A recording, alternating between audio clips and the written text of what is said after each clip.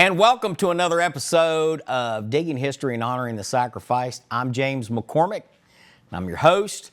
And we've got our buddy Bravo back in the studio. Look at him. He's all hot. Tongue's all dripping out there. He's just... Bravo, sit up here and let everybody see that big handsome face. He's not going to do it, folks. Look at him. He's just going to kind of lay there like that.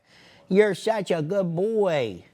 He's tired, though. You know, when it gets into the summertime and into the late spring, you know, they start to shed. And German Shepherds, it's like wearing a heavy coat all the time. So they're hot and sweaty, and so he drinks a tremendous amount of water. And when we're out in the woods, he drinks even more water out in the woods. So you got to plan for that, you know. And you'll see in some of the videos, we were up on the Potomac River in the eastern Panhandle. You know, Bravo was with me on some of those. And some of those he was not with me. But I can tell you that's a whole different dynamic when you hit the water, when you add that area and you add the heat. Then you're looking at, you know, a lot of things that you got to deal with. You got to deal with sun burns and sun exposure. So, you know, you want to think about your skin, you know, wearing a hat, wearing sunscreen, making sure that you're, you know, I know that a lot of people don't think about it, but you should wear long sleeves when you can, because that'll actually trap in that perspiration in your body, actually helps to cool you down. See, I never did understand that when I was in the Army. We went to the desert. First thing they told you, put your sleeves down. I'm like, well, that just seems nuts to me. Because, you know, we'd figure we'd cut them off, you know. But no, you found out that those sleeves being down, you're sweating, that creates kind of like a little mini air conditioning system. Now, you don't feel like you're in an air-conditioned office. It's still hot. But it helped down a lot. Same thing with drinking water. You have to bring extra water. Then you have to start thinking about all the creepies and the crawlies that are out there. Snakes. I've seen a lot of snakes this year. I don't worry about water snakes and black snakes and garden snakes and green snakes and all these other little snakes that are non-venomous. But I've seen a lot of copperheads this year. A lot of copperheads. I've seen copperheads, I've seen rattlesnakes, and I can tell you some of them are really big and they're very aggressive. So when you're out there looking around, think about that. You need to wear I get a pair of rubber boots, I put them on, the rubber boots come up, you know, about to the mid part of my leg here, and, you know, that protects you from snake bite. There was a candidate that was running for Secretary of State this year, was out picking up his signs, got bit by a copperhead. Bad situation. You know, obviously, you know, our thoughts and prayers are with him in that recovery. But that just goes to show you just how dangerous it could be. And he wasn't out in the woods, folks. He was out picking up campaign signs.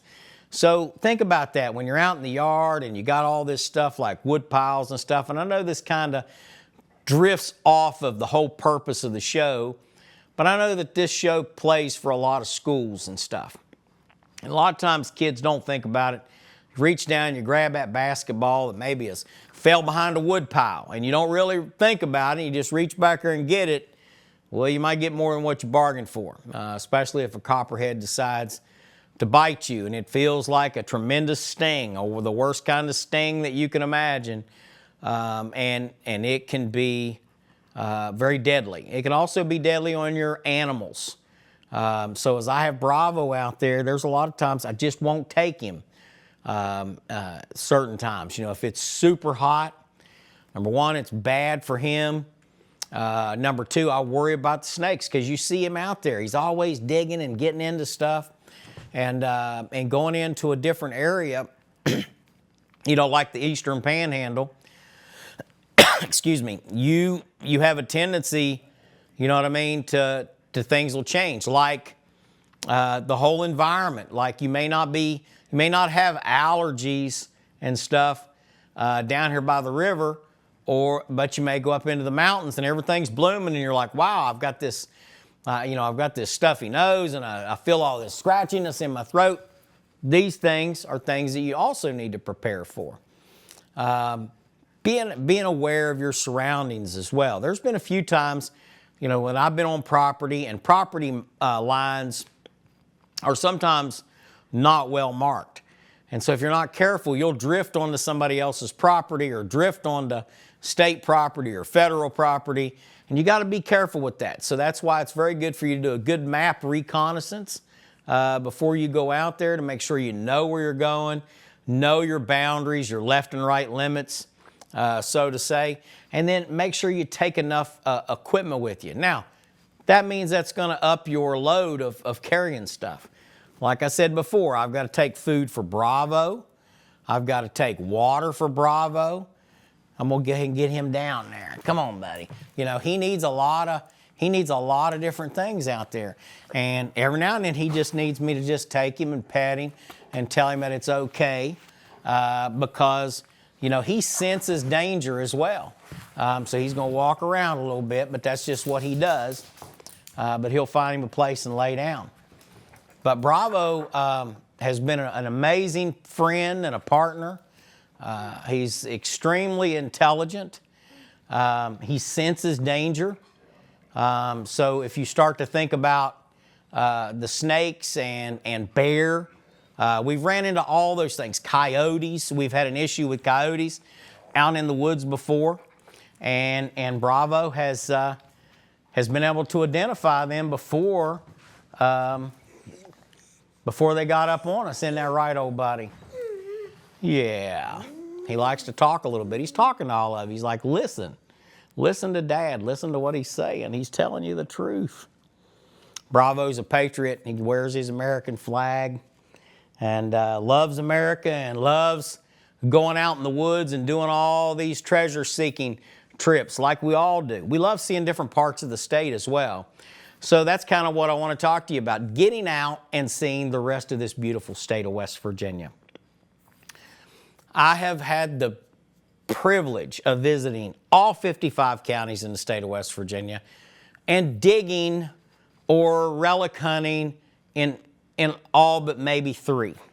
But we're working on those last 3 right now. One of them being McDowell County, West Virginia. And I really want to do a whole series. I did one on coal mine camps and things, but I never got to get below Boone County and Logan County. But I want to get down into McDowell County, in and around War, West Virginia, and some of those areas as well. So if you're watching the show and you know somebody that owns property out there, please reach out to us. Our contact information will be on this show. But I want you to also think about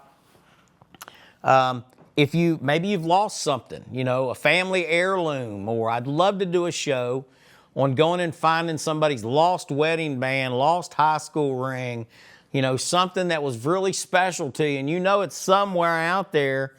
We probably can find that, Bravo and I. And we'll get out there with our metal detectors and we'll find it. Won't cost you a dime for me to do that. Now, I got some friends that do it, and they do it for rewards and finder's fees, and that's fine. That's what they do. But we at Digging History, this is all about the education portion of this.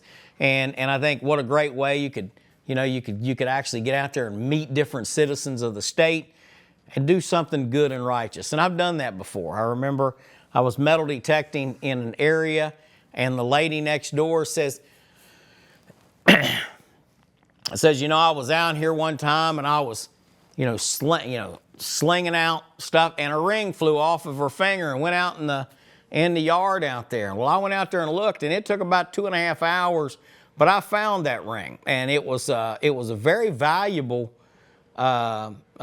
ring, and she was so thrilled to have it. But she was like, I would have never thought, I've had people out there looking. We've got down on our hands and knees, and we felt, but it had went under a bush and probably got under some leaves, ended up under about a half an inch of dirt whenever I found it. So amazingly, it didn't get ran over by a lawnmower. It didn't get, picked up by a bird. Understand that crows will do that.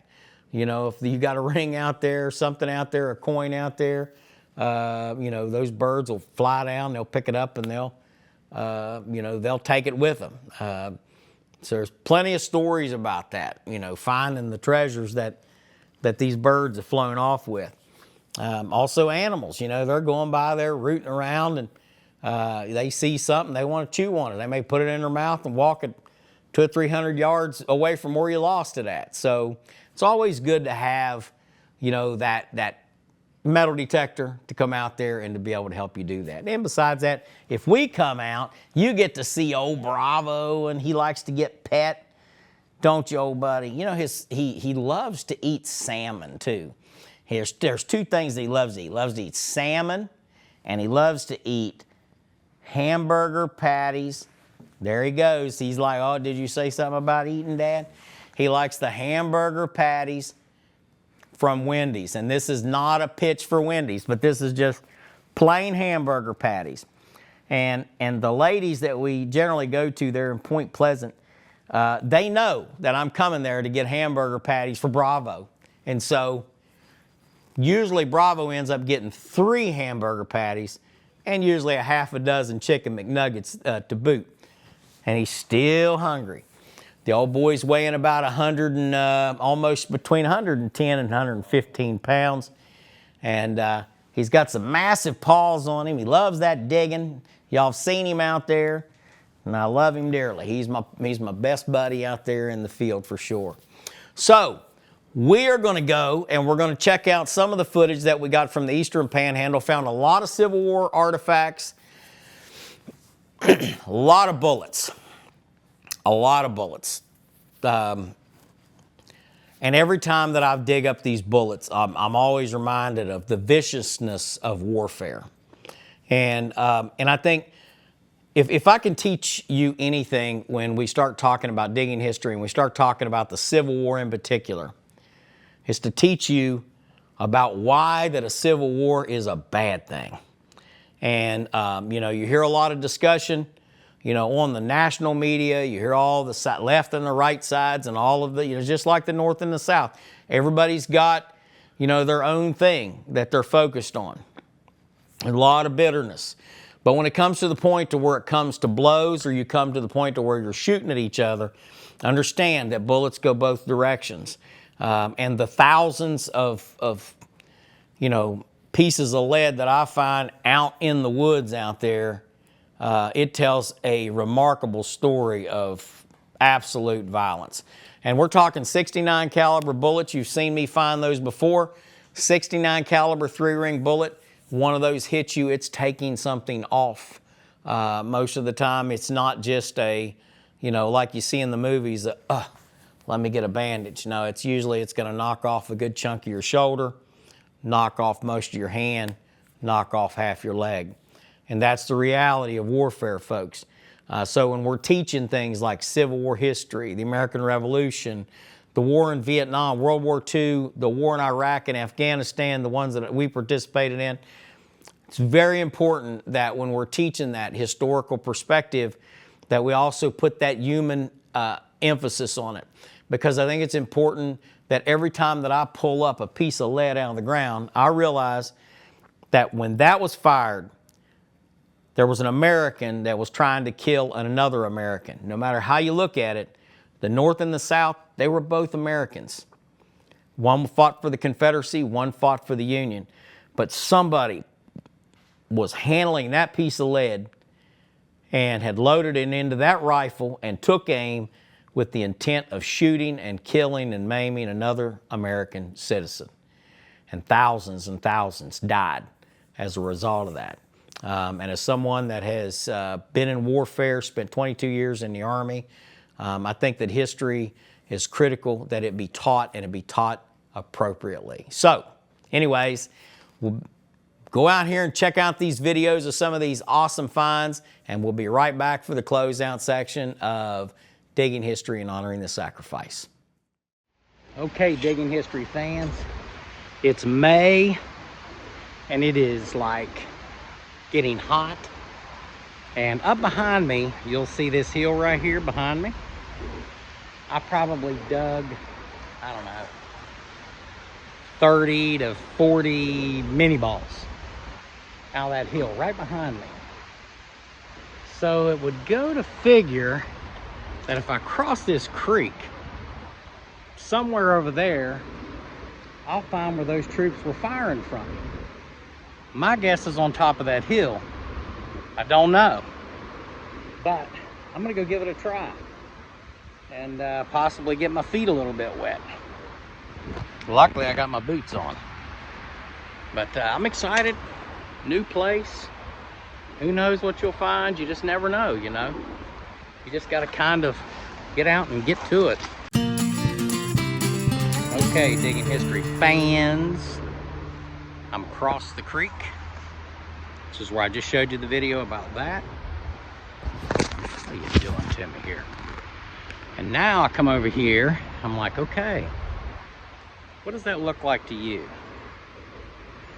That looks like some sort of a trench system.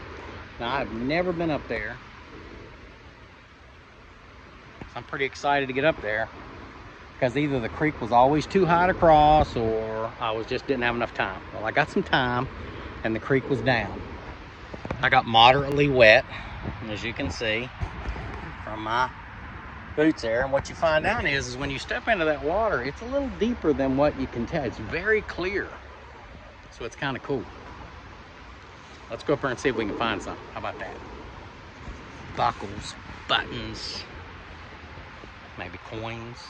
That'd be good. A couple of gold ones. Get me right. Okay, folks, not even to the top of this hill. I've already found a...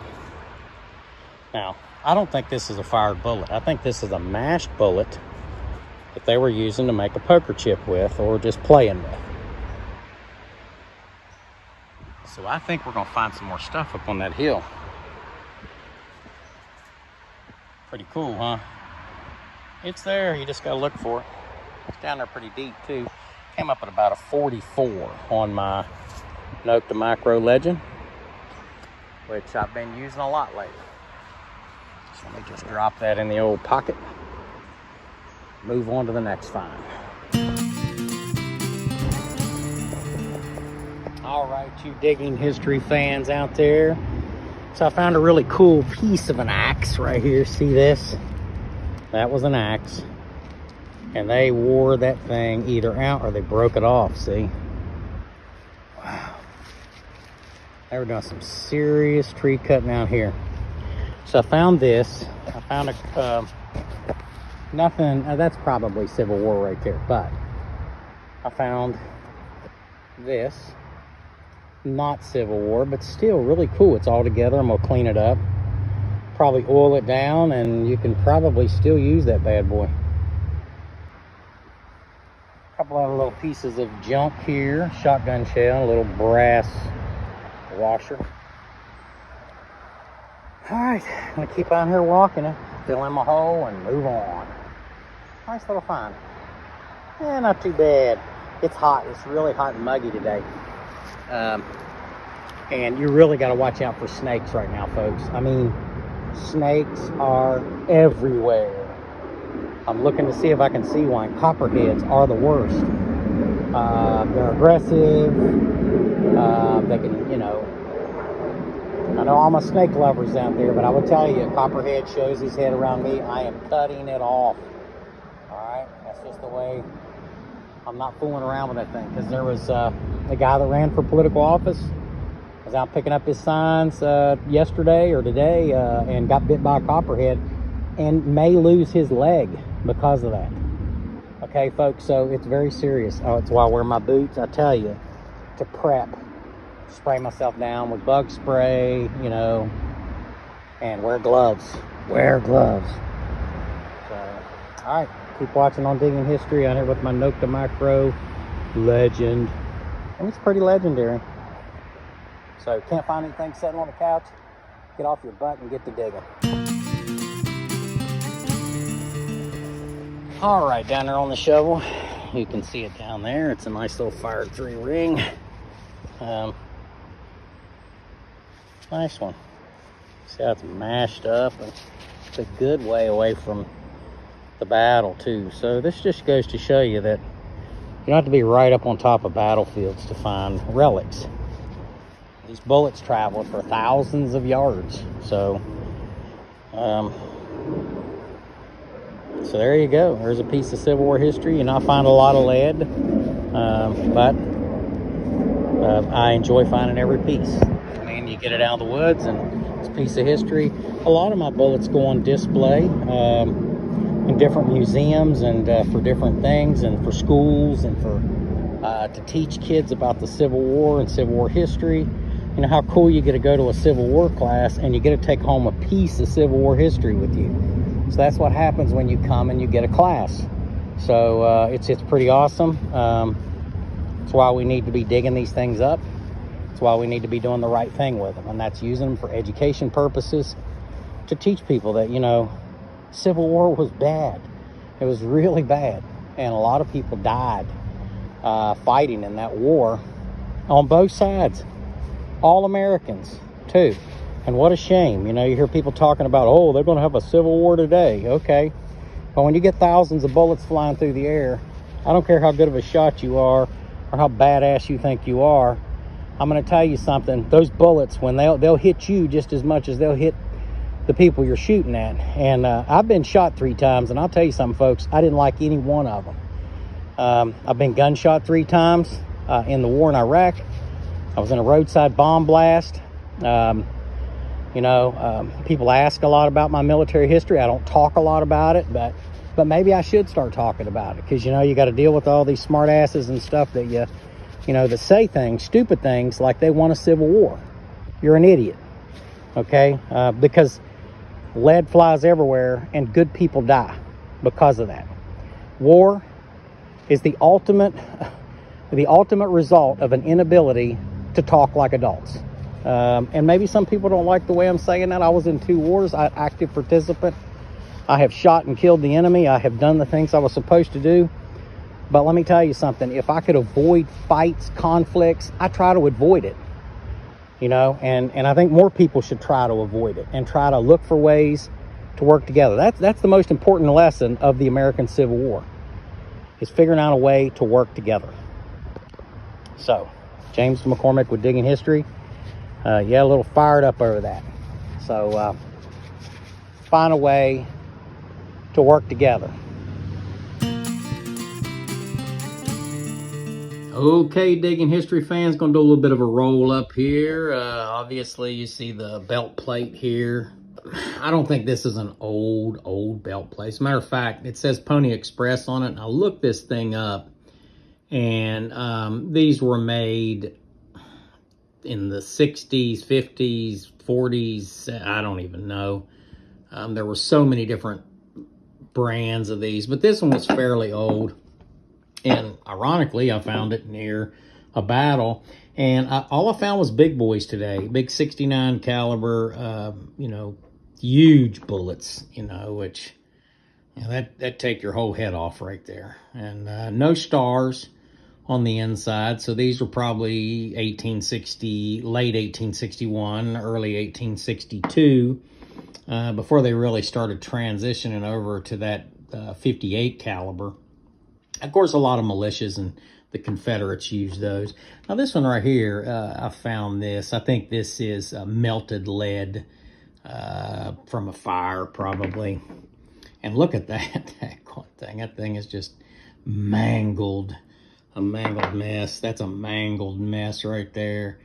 That was, I mean, unbelievably crazy. And you know, you hear my video talking about finding those things. You know, I get a little bit animated sometimes, just because, look, these are serious. This is serious. The Civil War was deadly serious, and these guys were humping all this lead, and they were shooting it, and there'd be, you know, literally hundreds or even thousands of these flying through the air all at one time, and they were just cutting people down in droves, Americans killing Americans. So, you know, I get a little bit, you know, perturbed when I think about people talking about a Civil War today, you know, where we need to study the Civil War more. People need to study history. You need to stop turning it off because it offends you, and really study it, because if you don't, then you're going to repeat it. Guaranteed, you're going to repeat history. Found a couple other things. Found this cool razor right here, probably from the 40s, 30s maybe. Found this old military tent peg, which now I've heard some people say, well, they used them in the Civil War. Well, the patent is from like 1877, I believe. So, but it definitely is a military peg. This bullet I wasn't sure of. I'm thinking it's post-Civil War. The more that I look at it, probably 1870s, a little 38 caliber. Found this little thing right here, this little doodad that you probably wound up a clock with or something. It was, it's kind of cool. Came up high brass. And then, of course, this thing just went off like crazy. It was brass, little brass ring, a washer of some sort. So there you go. And that's the way we do it at Digging History and honoring the sacrifice. So have a great day, folks. All right, folks, and welcome back. We hope that you enjoyed that footage from the field. We went to a lot of work and effort to get that for you. Found some cool Civil War stuff. Hey, some really cool stuff that was found out there. And again, I want you to just think about all of these items, and you can hear, as I do the explanation of some of these finds, just how significant that is to history. So, without any further ado, I just want to say to each and every one of you that you can't find it sitting on the couch, and if you want to get up and go metal detecting, give us a call, shoot us an email, let us know. But by all means, please like, subscribe, and share this show and tell everybody about digging history and honoring the sacrifice. But more importantly, tell them about our good old friend Bravo down here, who is now fast asleep, sleeping off those Wendy's hamburgers that he ate before he came here. So just patties, folks, just patties. All of you folks that are out there listening saying, oh, he's feeding them. No, no, no. No bread, no sauce, no nothing. Just patties. and he loves them. So, anyways, thanks a lot for watching on Digging History. Catch us every month. Like and subscribe, and check out some of the other shows on the West Virginia Library Channel's television network. Everybody here is a volunteer, folks. So we're out here doing this because we love it. Nobody's paying us to do this. So, you watch it, you like it, and you realize that we're real life people just like you. And if you ever want to be on the show, then you know how to get a hold of me. Give me a ring, and we'll bring you on here and let you see old Bravo. Take care, folks, and thanks for watching Digging History and Honoring the Sacrifice.